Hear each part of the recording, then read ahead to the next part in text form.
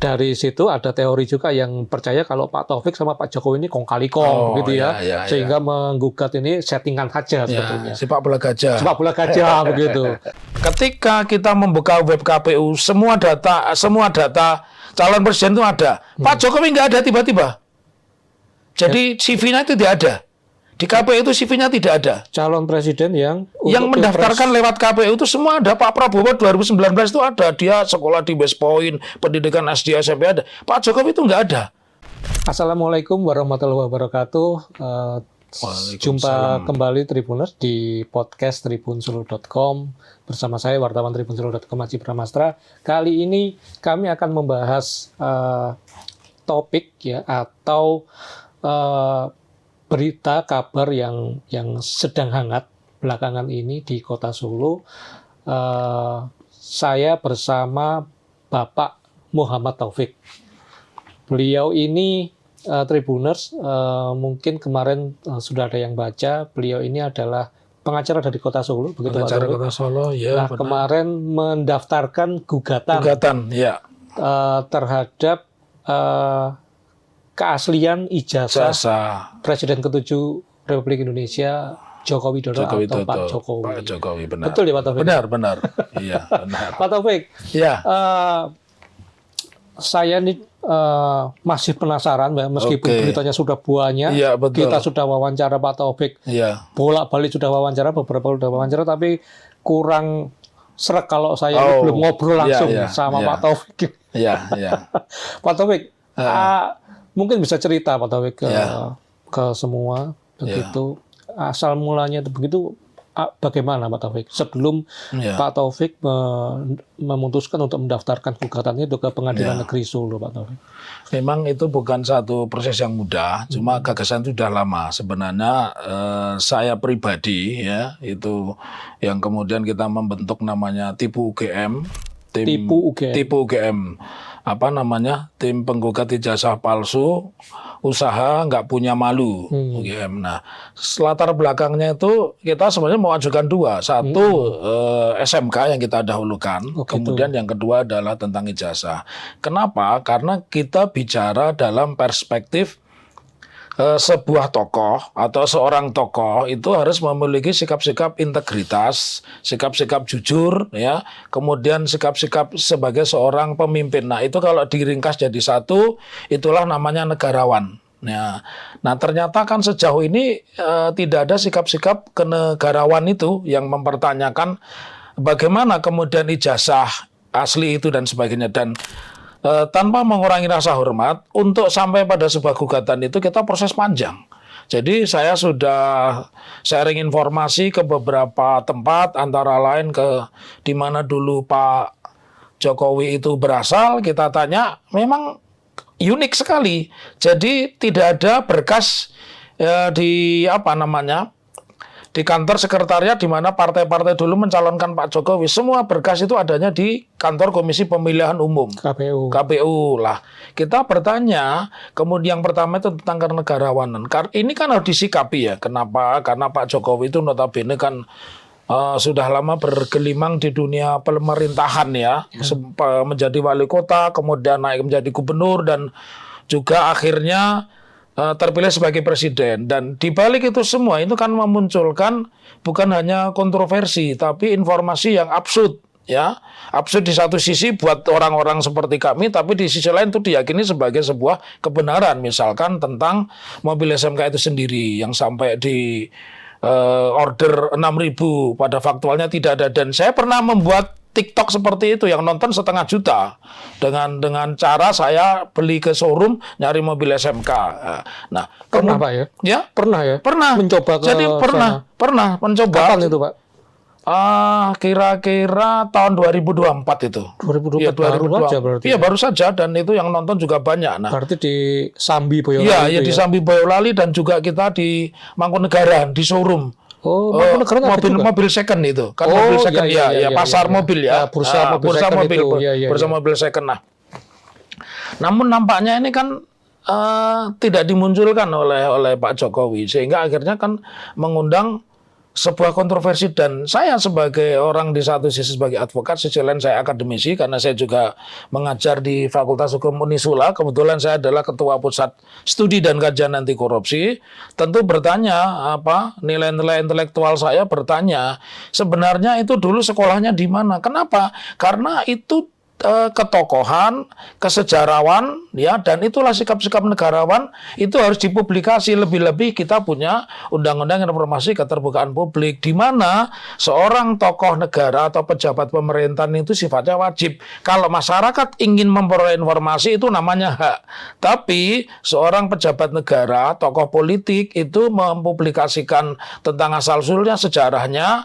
Ketika masyarakat ingin mengakses itu diperbolehkan. Nah, sejauh ini kan itu tidak pernah terjadi, dan rumor itu sudah gamang, sudah menggoyahkan sebuah keyakinan. Oleh karenanya ya kemudian mau tidak mau kita bidiklah gugatan perbuatan melawan hukum. Kenapa kita bilang perbuatan melawan hukum? Di dalam 1365 Burgerlijk Wetboek atau KUH Perdata itu kan disebutkan barang siapa menimbulkan melakukan perbuatan melawan hukum yang menimbulkan kerugian pada pihak lain, maka mewajibkan kepada yang bersangkutan untuk membayar semula kerugian. Jadi nilai historisnya, nilai ideologisnya, nilai politis dan nilai yuridisnya itu semata-mata karena kita berangkat di bawah pemerintahan beliau ini, utang negara itu bukan makin kecil tapi makin besar. Dan juga kita lihat industri kita ini kan makin surut. Yang namanya industri tekstil juga pada tutup. Begitu juga retailer seperti minimarket, kemudian hypermart itu kan semua pada tutup. Nah, salah satunya kan karena konsekuensi seorang tokoh. Jadi itu yang melatar belakangi. Jadi bukan dari inisiatif pribadi dan sebagainya itu. Begitu. Jadi kalau saya tarik kesimpulan, yes. Kondisi negara yang akhir-akhir ini begitu ya. Salah satunya ekonomi yang lesu, parah, itu tidak lepas dari kepemimpinan beliau Pak Jokowi. Betul. Nah, tapi apa hubungannya Pak itu dengan ijazahnya Pak Jokowi? Kenapa Pak Taufik itu menggugatnya bukan saya menggugat Pak Jokowi karena Pak Jokowi misalnya mengakibatkan negara seperti ini. Tapi kenapa kok ke ijazah Pak larinya Pak? Itu satu pertanyaan menarik dan saya menjawabnya secara taktikal ya. Memang secara ideal kita harus menggugat kenapa Pak Jokowi menimbulkan kerugian. Tapi persoalannya event itu terlalu banyak pihak yang harus kita gugat. Pasti kita harus menggugat partai politik yang mencalonkan Pak Jokowi, kita juga menggugat namanya lembaga DPR, kita juga menggugat lembaga kepresidenan, ya, kita juga menggugat Mahkamah Konstitusi, Komisi Kepemilihan Umum. Nah, akhirnya kan kita cari yang strategis adalah perbuatan melawan hukum di dalam hal pembuatan ijazah. Nah, bahasanya begini, ketika ada sebuah celah perbuatan melawan hukum, ketika seseorang mencalonkan diri, ini kan punya implikasi yuridis, meskipun ini debatable ya, tapi silahkanlah ada debatable bahwa pada akhirnya semua perbuatan hukum yang dilakukan oleh orang yang melakukan perbuatan melawan hukum sebagaimana pasal 1365 ini kan berimplikasi luas. Salah satu implikasi luas dari pertanyaan Anda tadi bahwa kalau ternyata pencalonannya ini dilakukan dengan cara-cara yang tidak fair, pencalonannya dilakukan dengan cara-cara yang manipulasi, pencalonan dilakukan dengan cara-cara pemalsuan, berarti itu kan sudah terjadi pelanggaran hukum. Kalau pelanggaran hukum otomatis nanti akan berimplikasi apakah perbuatan hukum itu menjadi tanggung jawab seluruh bangsa Indonesia, lembaga-lembaga pemerintah, lembaga-lembaga hukum, lembaga tinggi negara, ataukah itu pertanggungjawaban pribadi Jokowi. Oleh karena itu, clue dari kenapa kita menggugat ijazah, karena di situ adalah entry point untuk menguji apakah ketokohan seseorang ini sahih. Apakah ketika dia melakukan perbuatan hukum ini dia punya legal standing, punya hak hukum. Nah, jadi dari situ maka banyak pertanyaan yang disampaikan seperti pertanyaan Anda, kenapa tidak menggugat pemerintahnya, karena terlalu panjang, itu yang pertama. Yang kedua, itu mudah dipatahkan karena nanti akan sampai pada sebagaimana yang digugat oleh TPUA. TPUA Jakarta itu kan dipatahkan bahwa ini melanggar asas kompetensi absolut, bukan kewenangan pengadilan Jakarta Selatan. Nah, kalau dengan peristiwa ini PMH itu kan tidak ada batas kadaluarsa, PMH itu tidak mengenal tempus dan sebagainya, dan kebetulan secara sederhananya Pak Jokowi kan tinggalnya di Surakarta, ya, kemudian SMA di mana dulu dia sekolah juga di Surakarta, KPU-nya mendaftarkan dari Surakarta dan UGM tidak jauh dari Surakarta. Pertimbangannya itu. Iya. Artinya mungkin kalau menggugat dari kepemimpinan, itu parameternya kurang jelas begitu ya. Standarnya tidak ada. Dan tapi orang mungkin akan bicara latah ya. Ya. Tapi kalau ijazah kan hanya ada dua kemungkinannya ya, asli atau tidak. Atau tidak asli begitu. Oke. Pak Taufik. Yes. Ini pertanyaan yang paling sederhana, paling dasar dan paling mengusik pikiran saya begitu Pak Taufik. Pak Taufik itu kan advokat ya, lawyer. Iya. Pasti orang yang tahu hukum, ya, orang tahu hukum, orang tahu celah hukum. Betul. Artinya kan tidak sembarangan Pak Taufik ini mendaftarkan sebuah gugatan. Iya, betul. Persis. Ibarat seperti seorang pelatih sepak bola kalau dia mau bertarung begitu. Iya. Dia kan pasti sudah tahu, saya akan menang, saya akan kalah begitu. Betul. Saya kan berpikir kalau Pak Taufik ini bukan orang yang awam di dunia hukum, kalau dia mendaftarkan gugatan pasti kan punya alasan atau punya modal kalau saya bisa menang. Gitu. Nah, Pak Taufik, artinya Pak Taufik itu percaya kalau bisa memenangkan gugatan ini atau memang hasil itu sesuatu yang Pak Taufik pasrah begitu ya, hanya sekedar menggugat, atau apakah sebelum menggugat itu Pak Taufik punya hitung-hitungan, saya bisa menang begitu. Jadi ibarat kita main bola, ya kan, kita main bola itu tentu satu kita sudah punya tim dulu. Ya tim dulu kesebelasan lah kalau begitu, dan kebetulan memang kami 11 itu, pengacaranya 10, saya 1 selaku penggugat prinsipal. Tadi awalnya kita itu mau cari penggugat prinsipal, justru saya berposisi sebagai lawyer. Tim hukum. Iya, saya sebagai tim hukum. Tapi ketika dicari-cari kan tidak mudah ya.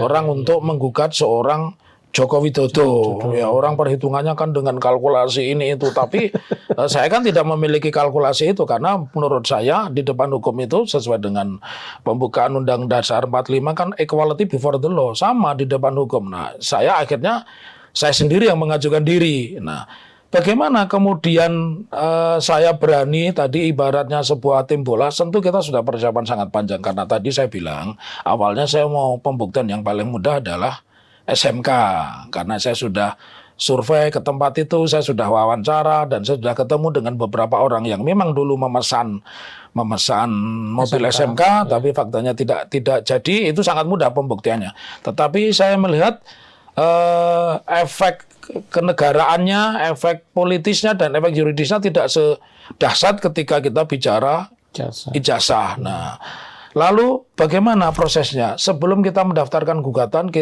kita sudah punya target begitu. Itu kira-kira sudah perbincangan sekitar 1 bulan 2 bulan. Lalu kita riset dulu. Kita riset di beberapa tempat. Salah satu mungkin yang mengagetkan ini. Nah, wartawan nanti bisa cross check. Ketika kita membuka web KPU, semua data calon presiden itu ada. Pak Jokowi nggak ada tiba-tiba. Jadi CV-nya itu tidak ada. Di KPU itu CV-nya tidak ada. Calon presiden yang mendaftarkan lewat KPU itu semua ada. Pak Prabowo 2019 itu ada. Dia sekolah di West Point, pendidikan SD, SMP ada. Pak Jokowi itu nggak ada.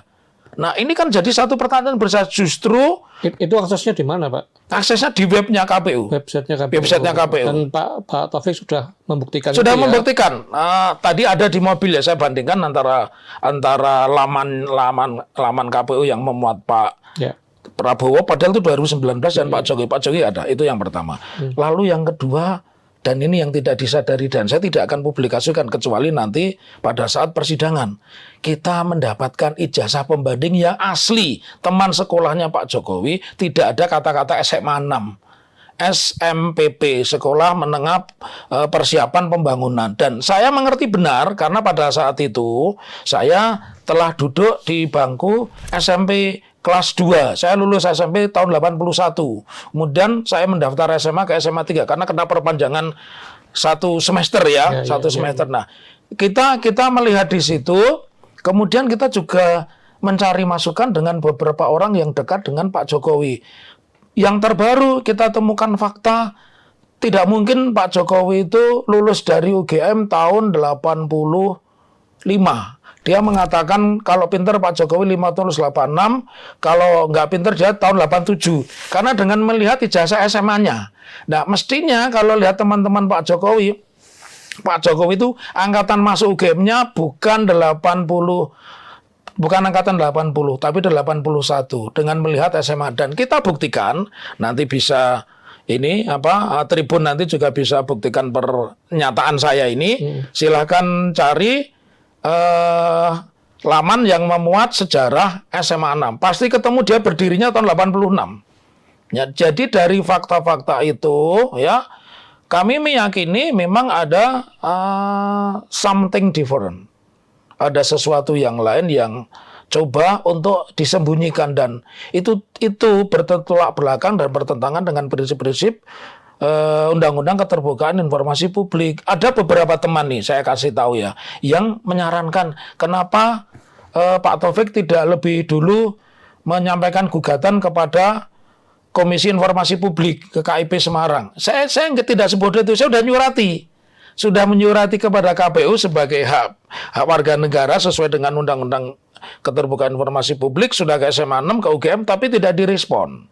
Jadi kita sebagai pengacara itu harus riset dulu, jangan gegabah. Nah, kenapa itu PMH? Kita punya clue bahwa karena datanya ini tidak setara, datanya ini tidak match, ya, kita punya intuisi, inilah peluang kita untuk mengajukan gugatan. Nah, dan di dalam beberapa kesempatan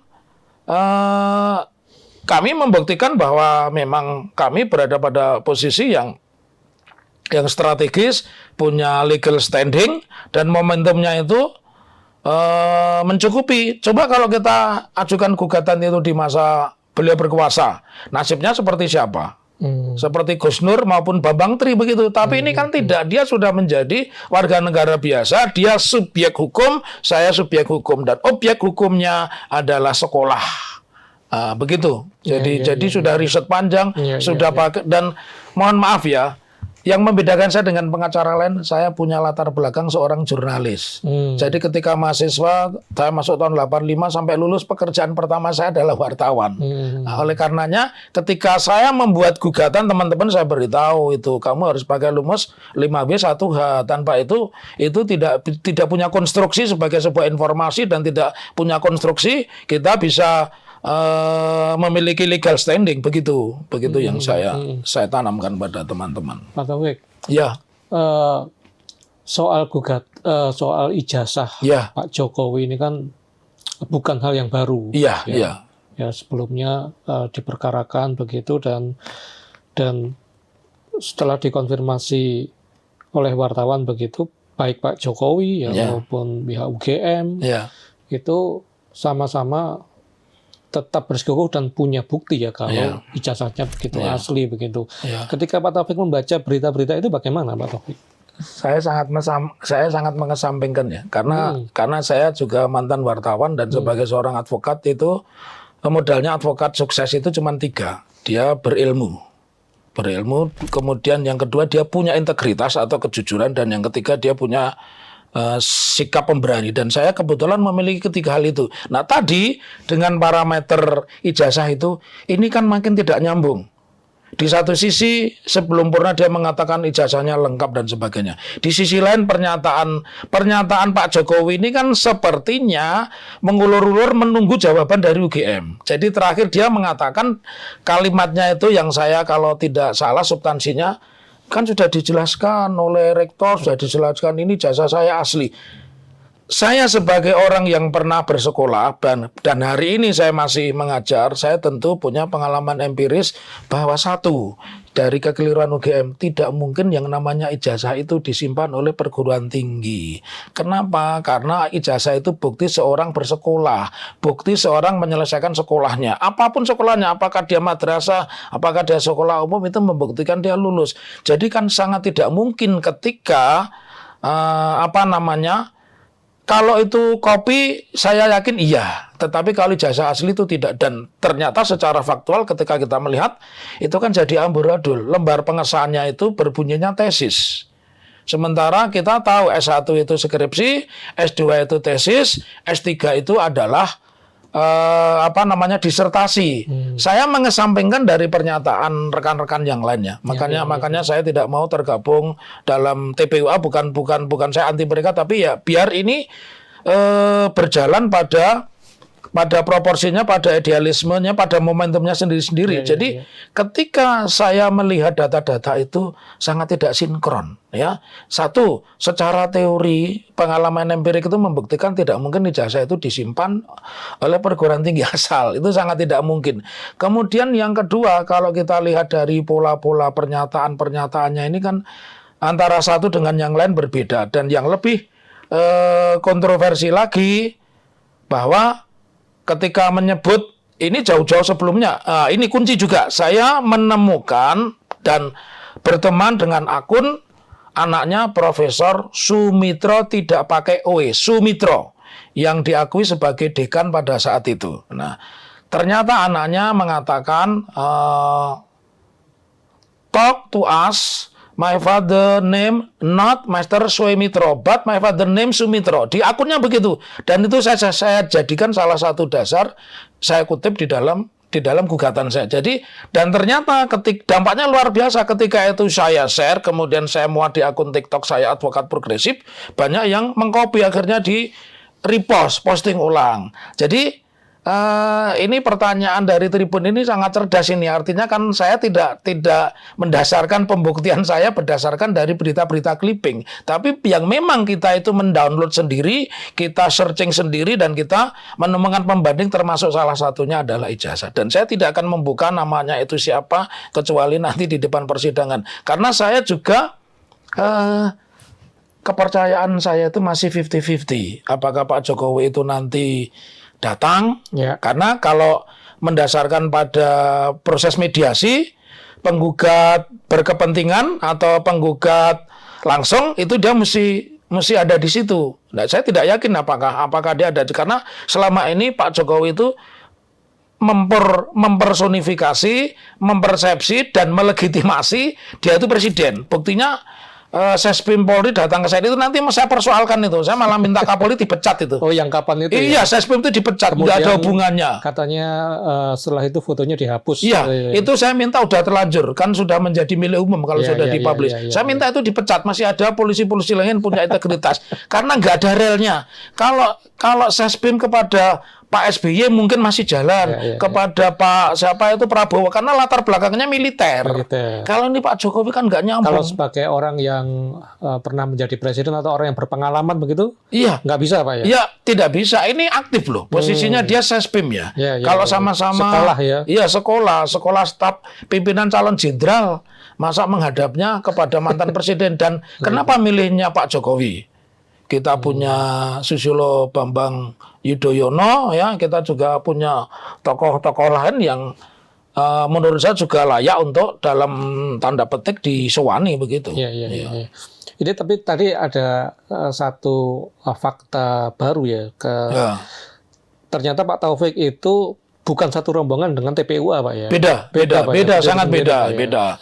Justru karena itu Mas Haji saya merekrutnya teman-teman daerah, advokatnya itu advokat daerah, Solo, tapi produknya komplit, ada yang UGM, ada yang UII, ada UNS, ada Muhammadiyah, kita komplit. Jadi ini beda dengan TPU. Makanya ketika ada pertanyaan ke saya, Pak Taufik tidak ikut ke rumah Pak Jokowi, kayaknya saya juga enggak, karena enggak ada agenda ke sana. Kemudian yang kedua, Pak Taufik tidak ikut ke UGM, saya tidak. Saya tidak ingin campur tangan di dalam banyak masalah. Cukup satu saja begitu. Pak Taufik ini kan orang Solo. Yes. Sejak Pak Jokowi jadi wali kota atau bahkan mungkin sebelum jadi wali kota begitu, Pak Taufik pernah berinteraksi dengan Pak Jokowi? Ini pertanyaan menarik dan membuktikan saya bukan orang haters. Saya bukan pembenci. Jadi satu ketika, karena mohon maaf ya, jadi saya menjadi pengacara kan cukup lumayan lama, jadi otomatis relasi saya juga dari berbagai kalangan.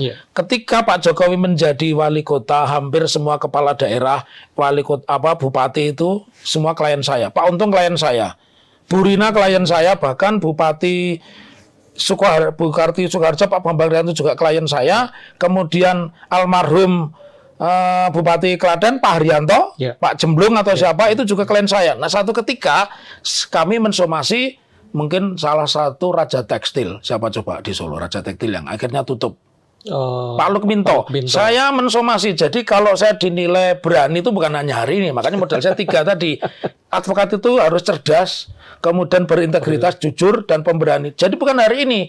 Saya masih ingat tahunnya masih awal-awal Pak Jokowi jadi presiden. Mungkin barangkali antara 2012-2013 saya mensomasi rumah makan Diamond. Kenapa Mas Haji? Karena dia menggunakan bahu jalan, menggunakan trotoar untuk tempat parkir.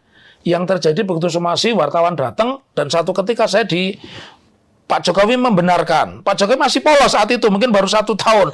Oh saya setuju Pak Taufik.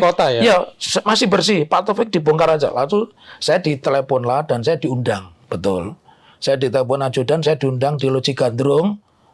Apa yang dibicarakan? Saat Pak Jokowi jadi wali kota. Ya jadi wali kota ketika saya somasi itu rame. Somasi itu kan jadi bola salju ya. Dan akhirnya memang dipotong betul oleh Pak sampai ujung, sampai waktu itu sekarang hotel yang paling timur itu apa namanya ya? Hotel yang paling ujung Heritage ya. Nah, itu sampai dipotong. Nah, jadi saya survei Mas Haji. Saya tidak, karena tadi kelebihan saya punya background wartawan. Saya tidak mau asal-asal saja. Nah, lantas apa yang saya sampaikan ke Pak Jokowi, pertanyaannya begini, Pak Taufik berapa honornya kalau jadi konsultan hukum saya? Saya pertimbangan dengan Pak Jokowi itu sangat masak. Sangat masaknya apa? Bukan karena saya tidak suka, justru saya suka, justru saya menghormati Pak Jokowi dan terbukti, biar teman-teman ini tahu, ketika saya berangkat haji tahun 2008, haji kedua, Pak Jokowi mendatangi acara pamitan saya di rumah makan Ramayana. Sayangnya dulu kan tidak digital seperti ini, rekam ceklik-ceklik disimpan. Jadi mungkin beberapa teman yang masih aktif pengacara mungkin tahu. Bahkan ketika saya pamitan balik kota, Pak Jokowi menyalami saya.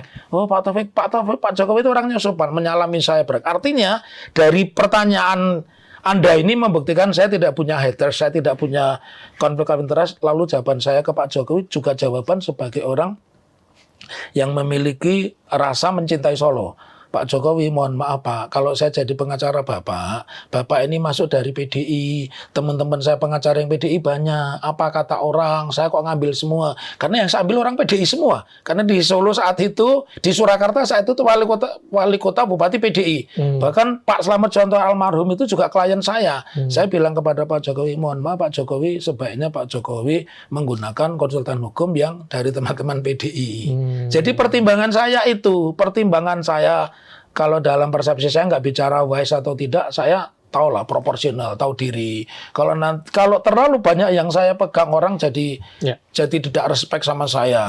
Sukoharjo juga PDI, Pak Bambang saya pegang, Pak Untung yang jelas juga dicalonkan PDI saya pegang, Bu Rina juga saya pegang, Pak Haryanto, Pak Jemblung, Klaten juga saya pegang. Kalau Pak Jokowi saya pegang, saya tidak ingin disebut di sini seperti Hotman Paris.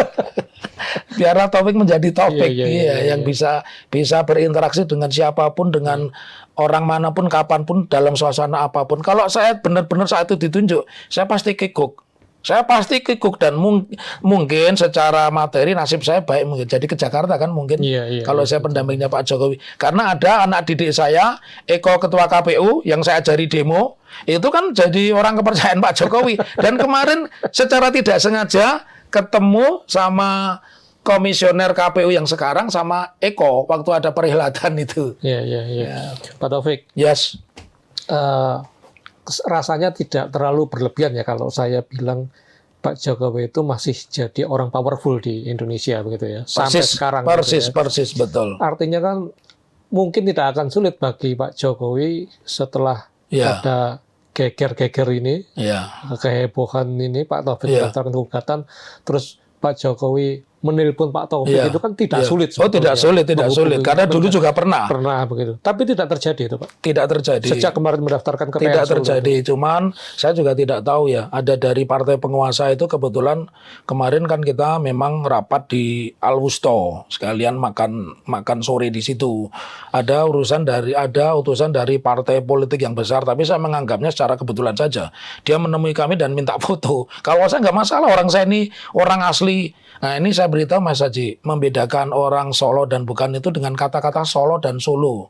Kadang orang tanya, Solonya di mana? Jelas dia bukan orang Solo. Bukan orang Solo. Kalau orang Solo nggak akan tanya ya, Solo itu ya 5 kecamatan. Masih Solonya mana? Berarti ini orang ini mungkin Wonogiri, mungkin Jumbamtono. Iya. Begitu. Jadi sampai hari ini tidak. Tapi saya tidak akan menyebutkan tokoh itu. Tokoh itu adalah staf khususnya menteri. Jadi orang kepercayaannya Pak Prabowo juga, ya. Yang saya mungkin menilainya sebagai sebuah kebetulan ya. Nah, saya juga tidak ingin mengkooptasi atau GR begitu, tapi memang ngobrol dengan kami dan berfoto dengan kami begitu. Saya malah sampaikan pesan itu ya. Salam saja karena saya kenal juga dengan Pak Menterinya itu. Dua orang itu yang kebetulan kalau nggak salah nginapnya di Solo Baru itu, di salah satu hotel di Solo Baru ya. Jadi sampai hari ini saya tidak ada telepon dari Pak Jokowi. Andai kan nanti sidang itu juga menarik karena kalau pengacara ditunjuk itu YB Irfan itu kawan saya. Kawan saya pengacara, kawan saya kuliah S2 dan adik kelas saya di S3 begitu, UNS begitu Mas Haji. Pak Taufik, saya juga akan menanyakan celometan atau pertanyaan-pertanyaan netizen biasa kan Pak? Ya boleh deh, silakan. Kalau ada rame-rame gitu kan netizen dengan berbagai teorinya kan keluar. Salah satunya ini Pak. Salah satunya ada yang menulis dan cukup viral di media sosial begitu tentang gugatan Pak Taufik ini soal ijazah itu. Dia dengan nada satir begitu, penulis ini percaya kalau gugatan ini hanya settingan belaka yang dibuat oleh Pak Jokowi begitu ya. Salah satu yang dia tulis itu teorinya dia adalah dikoreksi Pak kalau saya salah Pak. Boleh. Karena saya orang awam. Nebis in idem. Artinya suatu perkara tidak bisa diadili 2 kali. Begitu katanya. Mungkin ada teori begitu. Ini sengaja digugat sengaja digugat begitu. Sehingga nanti tidak ada lagi yang bisa menggugat soal ijazah ini. Nah, dari situ ada teori juga yang percaya kalau Pak Taufik sama Pak Jokowi ini kong kali kong gitu ya. Sehingga menggugat ini settingan saja sebetulnya. Sepak bola gajah begitu. Bagaimana tanggapannya Pak? Itu itu pertanyaan menarik, pernyataan menarik, tapi sama sekali tidak ya. Karena syarat-syarat nebis in idem juga tidak seperti yang disampaikan oleh netizen ya. Justru barangkali yang mau peluangnya nebis in idem itu justru gugatan mobil SMK. Oh, itu karena bisa. Saya sepertinya dia mengutip pendapat saya karena ada beberapa orang yang mengutip pendapat saya menanyakan Pak Taufik di podcastnya itu TikTok kok mengatakan gugatan nebis in idem itu justru SMK. Kenapa? Anda jangan lupa SMK itu penggugatnya adalah anaknya Boyamin. Sementara anaknya Boyamin yang nomor 1 Almas Sakabiru itu dulu yang memuluskan perjalanan Gibran sehingga bisa merubah frasa dari syarat minimal 40 atau sebelumnya pernah menduduki jabatan sebagai kepala daerah. Nah, nampaknya justru yang harus disebut sebagai nebis in idem justru gugatan mobil SMK. Dan Mas Haji jangan lupa, itu harinya sama bisa sidangnya. Harinya hari Kamis juga. Hari gugatan SMK dan sama. Nah, saya jawab, syarat-syarat yang namanya nebis in idem itu pertama, subjek hukum yang digugat itu harus sama. Jadi subjek hukum yang digugat itu sama itu artinya kalau di Jakarta atau di tempat lain subjek gugatannya itu 5 ya saya 5. Sementara saya subjek gugatannya hanya 4. Kemudian yang kedua saya memilih lokus atau tempatnya itu di Solo. Sorry ya Mas, Solo. Saya jadi di Surakarta gitu ya. Surakarta gitu aja ya. Soalnya saya sekarang tinggalnya di Sukoharjo. Nah, jadi Syarat yang pertama itu subjeknya harus sama, ya. Kemudian objek perkaranya sama. Nah, ini dari dua hal itu sudah berbeda. Subjek hukum saya adalah Pak Jokowi, kemudian SMA 6, kemudian KPU dan Universitas Gadjah Mada. Ya. Lalu kalau lihat permohonan kita juga berbeda, jangan lupa banyak yang terjebak karena kan saya masih etis. Sebelum sidang dimulai saya tidak akan membuka substansi atau isi gugatan itu kepada publik. Itu marwah saya. Saya menghormati. Jadi kalau ada pengacara di sidang perceraian tapi malah ngoceh di luar itu menurut saya ya tanda petik itu kritikan saya salah besar itu. Sidang perceraian itu tertutup tapi dia ngoceh di luar. Nah, sama seperti ini sidangnya belum dibuka, gugatan belum saya sebutkan tetapi saya kasih bocoran. Gugatan saya adalah bagian dari meminta mereka untuk secara transparan menghadirkan di depan sidang bukti-bukti yang dulu dipakai Pak Jokowi untuk mendaftarkan. Jadi gugatan saya itu. Nah, yang saya mungkin tadi Anda bilang Pak Jokowi powerful, he can do everything. Pak Jokowi bisa melakukan apapun. Wong nyatanya Sespim saja bukan ke Pak SBY atau ke Pak Prabowo, malah ke Pak Jokowi kok. Itu sudah sebuah indikasi begitu. Menteri-menteri masih ke sana. Masih ke sana, ada matahari kembar begitu. Tetapi saya simpel saja. Yang saya takutkan itu justru integritas dari para hakimnya. Yang kita tahu ya, Anda tahu sendiri ya Mas Haji ya. Putusan-putusan ini kan banyak yang tidak berlatar belakang hukum, tidak ada legal reason, ya. Nah, ternyata kemudian di OTT oleh kejaksaan ada unsur-unsur korupsinya. Nah, kembali kepada pertanyaan itu, saya tegas saya katakan, saya bukan bagian dari skenario itu, ya. Kalau saya bagian dari skenario, kayaknya sudah kemarin-kemarin dan wartawan mungkin tidak akan memviralkan ini. Justru yang diviralkan Pak Taufik mobilnya apa sekarang? Gitu ya. Iya, misalnya kalau saya ketemu Pak Jokowi, kantornya di mana? Orang kantor itu nyicil saya, Mas Haji. Nyicil, saya utang 10 tahun, alhamdulillah rezeki diberi 7 tahun saya bayar lunas.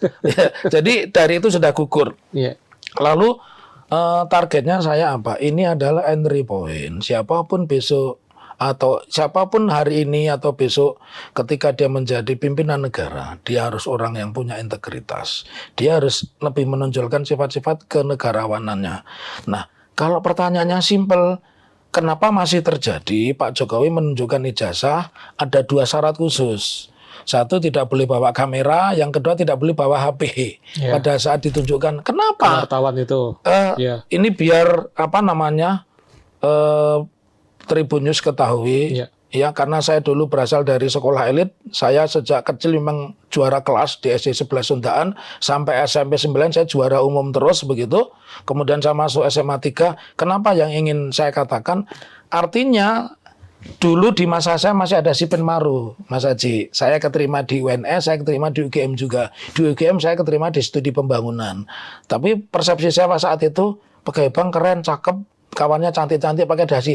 Tapi saya begitu pulang dari terima kemana UGM saya nggak seneng. Saya bilang, aduh sehebat-hebatnya aku ya juga pegawai bank, nggak mungkin punya bank kan begitu. Akhirnya saya bohong sama bapak almarhum, sering ke UGM tapi nggak kuliah. Tapi saya kuliahnya di Fakultas Hukum karena saya kebetulan keterima juga di Fakultas Hukum. Jadi studi pembangunan ekonomi saya keterima UGM. Fakultas Hukum keterima. Passion saya itu ternyata di Fakultas Hukum. Karena sejak SMP cita-cita saya, idola saya itu adalah Adnan Buyung Nasution. Jadi ini sekaligus membantah dan menjawab latar belakang saya. Ini mungkin wawancara yang paling komplit, Mas Haji. Ya karena saya berhadapan dengan wartawan yang punya jam terbang sudah seperti helikopter keliling Indonesia. Pak Taufik, tapi betul nggak sih, saya ini kan orang awam ya Pak, bukan orang yang di bidang hukum gitu. Betul nggak sih kalau soal nebis ini tadi, artinya kalau sekarang Pak Taufik menggugat ijazah Pak Jokowi di PN Solo, besok itu udah nggak boleh lagi ada orang menggugat gitu? Ya berarti yang menanyakan itu orang yang ngerti hukum. Dan orang itu justru punya grand design malahan. Menurut saya yang memenuhi syarat itu, Mas Haji, justru gugatan SMK. Menurut saya gugatan SMK, dan gugatan SMK kan sudah jelas kan, belum sampai pengadilan sudah komunikasi antara kuasa penggugat dengan Pak Jokowi. Kan ada kata-kata kita mediasi saja. Itu diucapkan oleh, kalau ini kan nggak ada sama sekali. Sedekat apapun hubungan saya dengan JP Irfan, saya tidak berkomunikasi dengan dia sepanjang menyangkut perkara ini, karena profesionalisme saya itu kan baru perkataan media. Kan bisa saja nanti yang datang di persidangan itu misalkan Profesor Otto Hasibuan atau Hotman Paris Hutapea atau Darus, siapa itu, Darius ya, yang sangat terkenal, yang punya gunung itu ya, yang punya gunung itu. Jadi boleh ya Pak ya, misalnya saya atau orang lain begitu, boleh. Besok akan menggugat lagi dengan substansi yang sama, itu boleh ya, di PN Solo gitu ya. Boleh. Artinya nggak betul ya tulisannya. Ya, nevisenidem itu yang paling sekakmat sebenarnya untuk perkara-perkara yang sifatnya pidana. Pidana. Jadi tidak boleh ada giumnya, tidak boleh seseorang diadili kedua kalinya untuk perkara yang sama. Oleh karena mencuri. Ya gitu betul. Ya. Misalkan orang, makanya ketika seseorang didakwa mencuri, kebanyakan pasalnya adalah pasal gabungan, mencuri di tempat ini, di tempat ini, di tempat ini, terus diberikan vonis supaya dia nggak kenal. Betul. Oke, tapi no problem, itu bagus juga pertanyaan itu. Ya, boleh. Pak Taufik, satu lagi Pak Taufik, ada netizen yang mempertanyakan integritas Pak Taufik dengan mengurut-urut nih jejak digital Pak Taufik, gitu ya. Salah satunya soal hubungan Pak Taufik dan PDI Perjuangan di Pilkada Solo kemarin. Gimana Pak Taufik? Jawabannya sangat simpel, dan jawaban ini tentu diberikan oleh yang punya integritas. Salah satu kenapa saya mendaftar lewat PDI, kan banyak orang tanya, saya harusnya lewat PKS, saya sudah hubungi PKS. PKS 7 masih kurang 2, tapi PKS tidak mencalonkan. Kemudian partai-partai Islam Anda tahu, Partai Bulan Bintang juga tidak punya suara. Kemudian Partai Persatuan Pembangunan, jangan lupa saya pernah menjadi anggota DPR termuda di sini. 92, 97, 97, 99 itu juga tidak mencalonkan.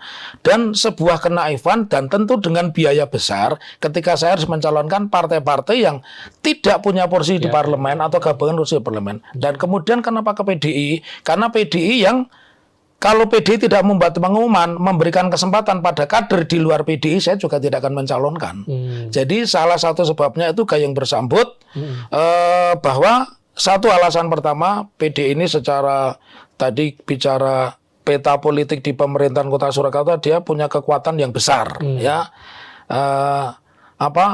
20 kursi itu kan hampir separuh ya, hampir separuh, kurang 3 dia sudah separuh dari parlemen. Kemudian yang kedua, dia memberi ruang kepada orang-orang di luar PDIP untuk mendaftarkan. Jadi saya menjadi bagian dari itu, dan pada saat itu saya satu-satunya pencalon yang bukan dari kader PDIP pada saat itu. Begitu Mas Haji. Jadi jawabannya, dan saya pikir terlalu naif ya, terlalu naif, karena saya sendiri juga kaget. PDI dipidanakan sekjennya kok nggak ada respon, tapi itu no problem. Saya mohon maaf, itu not my authority, dan itu not my area, itu bukan wilayah saya dan bukan kewenangan saya. Baik. Pak Taufik, ini banyak sekali yang mau saya tanyakan, tapi waktu sudah semakin mengerucut. Tapi ada satu lagi, Pak. Apa itu? Soal gugatan ini. Pak Jokowi itu kan di Solo itu kan suka atau tidak suka, kita harus mengakui masih banyak juga orang yang sangat takzim dengan beliau. Gitu buktinya kemarin Gibran terpilih. Sangat menghormati. PDI cuma 3, ya seperti itu. Begitulah, seperti itulah ya. Kalau di kota di Surakarta masih banyak yang sangat takzim dengan Pak Jokowi. Begitu. Ketika Pak Taufik mendaftarkan gugatan begitu, ada nggak Pak perilaku hal-hal yang tidak mengenakan yang Pak Taufik alami begitu, misalnya seperti teror atau misalnya kata-kata WA atau misterius atau bagaimana begitu Pak? Nah, ini satu pertanyaan menarik. Alhamdulillah saya tidak mengalami itu, karena ini bukan kali pertama saya berurusan dengan proses-proses politik besar, berurusan dengan orang besar, itu bukan kali pertama. Bahkan saya pernah menyurati Kapolda 12 hari perkara itu dihentikan karena pelapornya tidak punya legal standing, dan saya sudah cukup punya pengalaman banyak.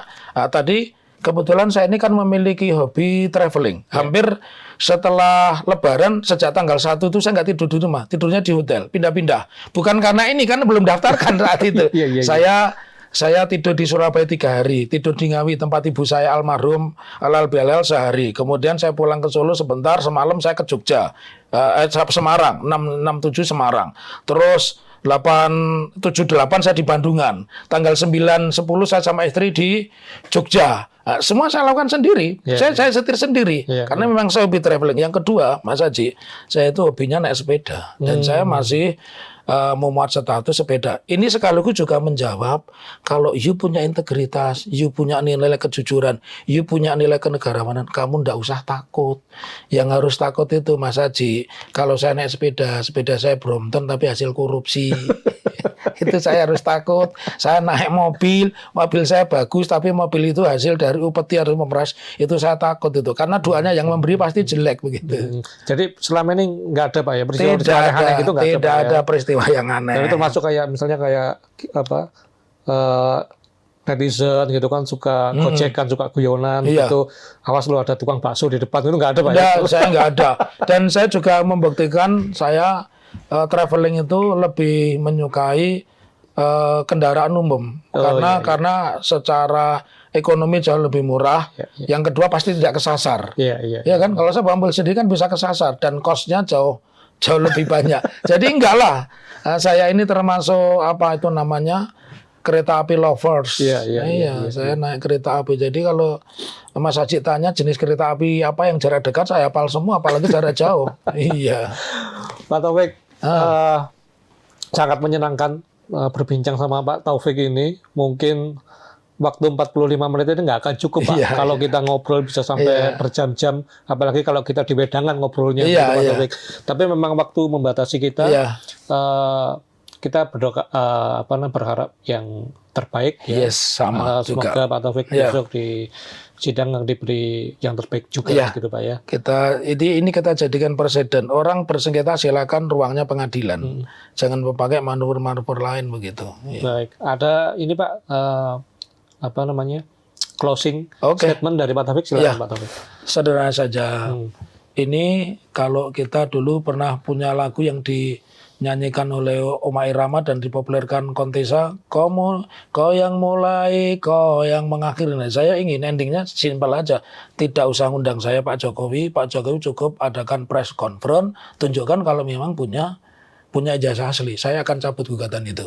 Oh gitu Pak. Iya, saya akan cabut gugatan itu aja. Ya. Jadi tinggal menunjukkan itu aja ya.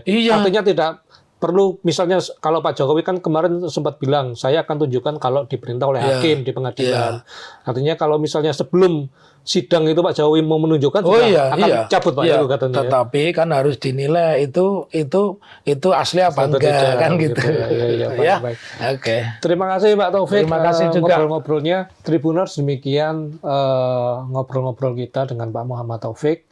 Kita akan bertemu lagi di podcast tribunsolo.com selanjutnya dengan topik yang berbeda dan tak kalah menarik. Saya Haji Bramastra, undur diri. Assalamualaikum warahmatullahi wabarakatuh. Waalaikumsalam warahmatullahi wabarakatuh. Terima kasih banyak. Pak, saya minta nomornya.